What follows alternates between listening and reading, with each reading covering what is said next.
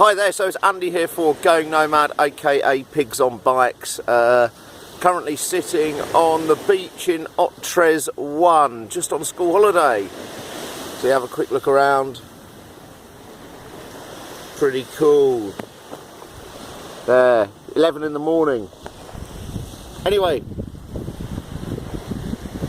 let me put this down here. Yeah, cool. This is about eight steps to get yourself a job. No, get yourself an interview for a job as an English teacher in Cambodia, and the 8 steps are from before you leave your home country-ish to getting here, and the things that you don't need to do, but you can do to help you get yourself a nice English teaching job here in Cambodia. Okay. I get a lot of questions, a lot of questions about teaching English, and one of the first ones is, can I make enough money? Is it easy? Questions like that. Check out the other videos for the answers to this. This video is more on just how to get that interview. Okay. First thing I would say is don't just move here. Don't just move here. That's daft, really. Some people do, and they're very brave, and I admire them for that. Don't just move here. Come here on a holiday. Take 3 weeks, 4 weeks, before you sell everything back home and you get your passport and visas ready to go for however long you're intended on going for, a year or 5 years or whatever, or the rest of your life. Come here on holiday first. Come here on holiday, because the reason is because I came to Cambodia and stayed in Siem Reap, and now I've looked at the rest of the country, and there are other towns in Cambodia that I may have preferred to live in had I known what they were actually like. Okay, so come here on holiday, check out all of the main towns, because they're going to be the places where you can find English teaching jobs, and some of these include obviously Phnom Penh, Siem Reap, Battambang, Kampot, Sihanoukville. I know there's teaching jobs in all of these places. There are other towns as well, but they're the ones that I've personally been to and physically seen there are teaching jobs in. Up and coming ones really are Battambang and Kampot.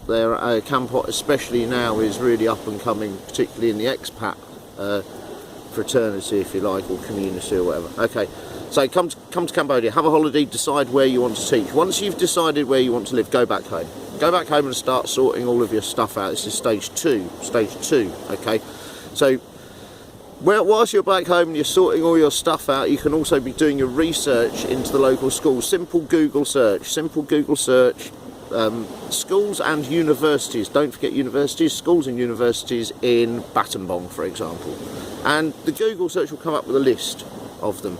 And then you can check out each of their websites, and you can also check out on a lot of their websites where they've actually got any existing vacancies, and also you can check out their contact details, and you can check out, hopefully there's a name, a name who's, somebody who is responsible for recruitment.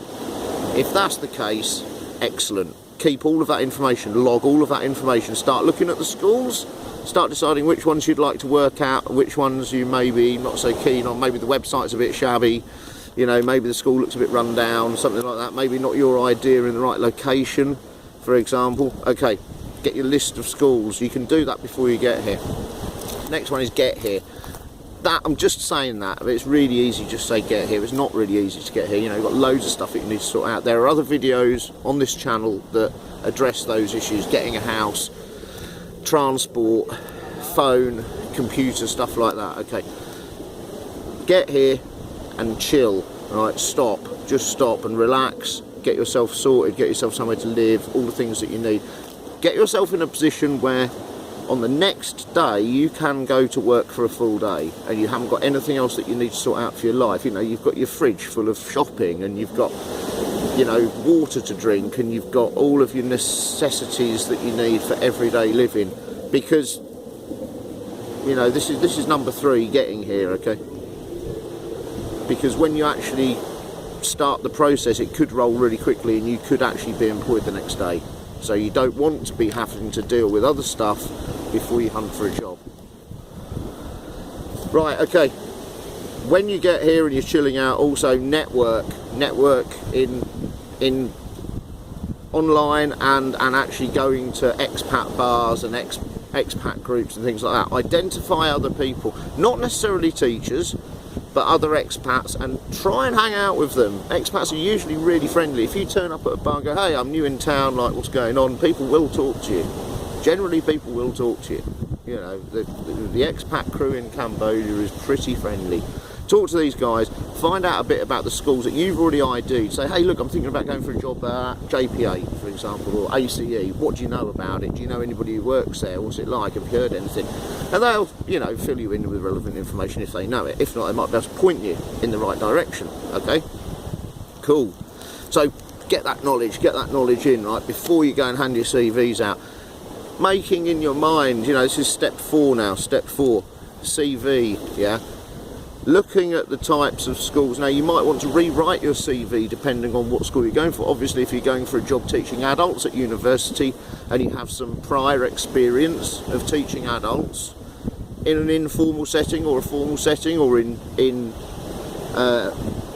any form of employment, business, anything, you know, if you've got some experience teaching adults, bang it on the CV. So yeah, when I was in doing this, I worked for the gas board and I trained junior engineers or something like that, you know, and I was in a training environment. Put that down.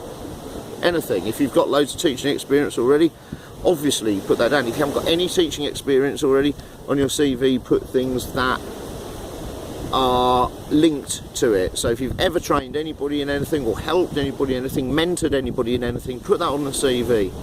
And if you haven't got that on your CV, then maybe before you leave your home country, before you come to Cambodia, try a little bit of charity work, try some community work, or try some volunteering somewhere. Try volunteering teaching English, maybe in a local asylum seekers centre or something like that, or anywhere, just trying to get some little tiny bit of experience on the CV, just so you've got something to talk about. If you've got loads of experience, fine, rock and roll, you know. Get it on the CV. Get your CV. You need to get to Cambodia. You need to get to Cambodia before you write your CV, right? Your CV needs to have your address on it. It needs to have your Cambodia phone number on it. Cambodia phone number is the most important piece of personal information after your name you have in Cambodia, okay? Your Cambodia phone number. Make sure your Cambodia phone number, the phone has credit and power throughout your entire time when you're trying to find a job, okay? Really important. Email address, obviously, and also nowadays you can put your social media contacts on it. Maybe you want to put your LinkedIn on it. Yeah, LinkedIn is really useful, really useful social media job hunting tool. So get on the LinkedIn thing as well, okay? So try that. Your CV needs to have a photo attached to it, okay? It needs to have a photo attached to it.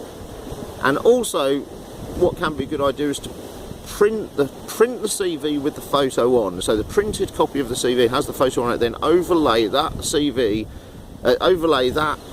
printed photo with a paperclip attached real photo, okay? Put the whole thing in the envelope. If you know the person who you're going to send it to, if you already have previous contact details, write the name of that person on the envelope. If you're feeling confident that there is a job going there, if there's something advertised on the website, then write a covering letter, you know, dear Tom, I am interested in this position. I think I would be a good candidate because please find enclosed a copy of my CV. Don't make your CV more than 2 pages. Your CV only needs to be 2 pages. Mine is 1 page, and the CV that I wrote for both the jobs that I got in Cambodia, and they're the only 2 jobs that I got in Cambodia, the only 2 jobs that I applied for in Cambodia, I got both of them with a 1-page CV, okay? And at the top of it is my main qualifications, my main experience. And keep it really simple. So print it out on good quality paper as well. Make it look nice. Yeah, don't be printing it out on 80 grams standard stock. It's your CV. You know, print it quality paper. Where are we? Number 5. Personal admin. Don't turn up at the school looking like a scruff, right? They're not going to employ you. School teachers in Cambodia, particularly the Khmer school teachers in Cambodia are professional. You know, the guy who I work with in my class, my teaching counterpart, Khmer counterpart, has been teaching for 10 years and he went to universities to get there. These guys are professional. Don't turn up wearing a Beer Lau t-shirt. Yeah, it's disrespectful to the guys who you're going to be working with. When you go into a quality school, shirts and ties, long sleeve shirts and ties is not uncommon. Some schools are slightly more relaxed, but personal admin, get a haircut, have a shave. If you have tattoos, cover your tattoos. And this isn't me saying this is actually the rule in some schools, that if you have tattoos, you cannot show your tattoos off during your time on the school grounds, okay? I don't care whether people say that's right or wrong, that's just the facts, that's how it is. So cover your tattoos up, get a haircut, get a shave, look respectable,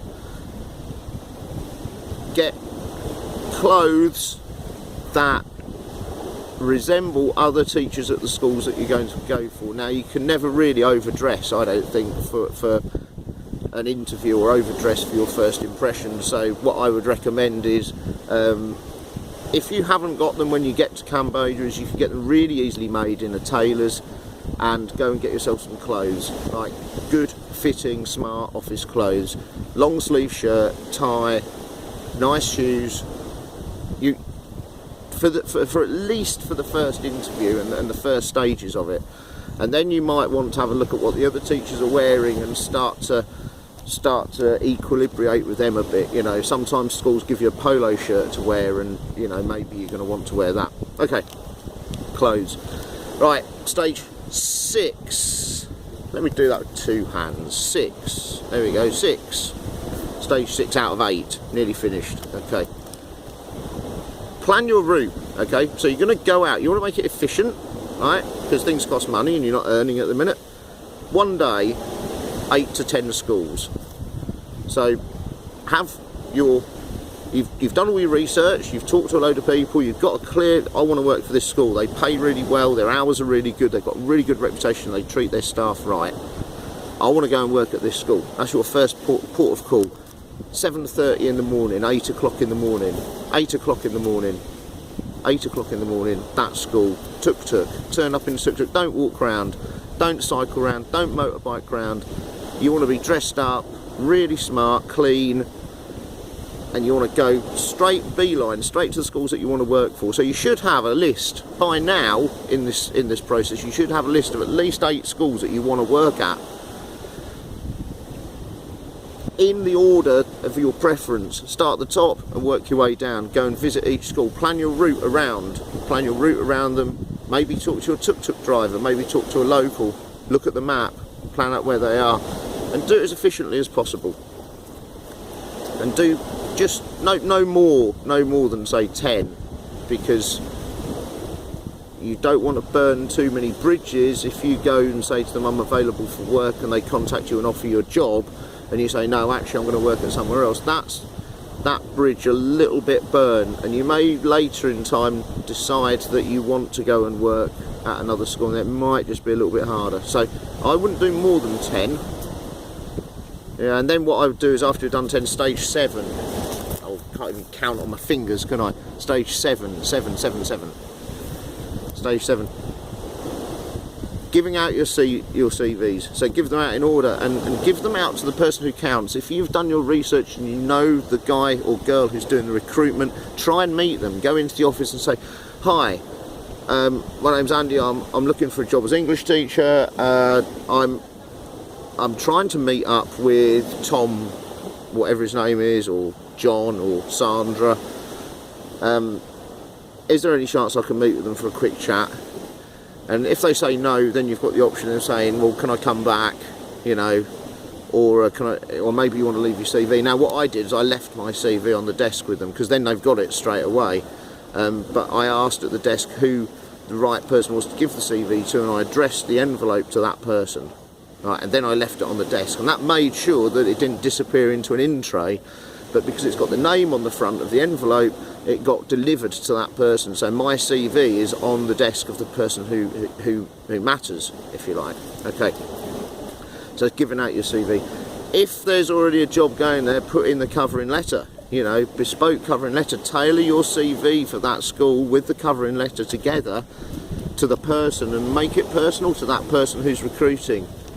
Yeah, and you know, these are all fairly straightforward CV things, but if you don't want to mess around and you want to get here and just get a job, then it's the kind of thing you need to do. Right, stage 8. Stage 8. 7, 8. Stage 8. Wait. 8. Wait. Wait. You probably, if there's a job going at a school, you might wait 4 hours or so. And you know, if your CV's good and you've done a good job and you're presentable and things like that, then yeah, if there's a role going, you might only wait 4 hours. You might walk into the school, and it's not unheard of that you walk into the school looking for a job, and that morning there's a vacancy appeared, and you know, the office staff, reception staff are switched on, and they're like, okay, yeah. One of our teachers has just had to leave, or you know, we've got a new vacancy, a class has expanded or whatever, can you interview now? Don't, you know, be prepared for that interview, be prepared for that, you know, spontaneous interview. It does happen, not very often, but it does happen. So when you're waiting after you've given out all your CVs, you might only wait an afternoon, or you might wait longer. If you haven't heard after a week, then repeat the process with the next 10 schools on your list, okay?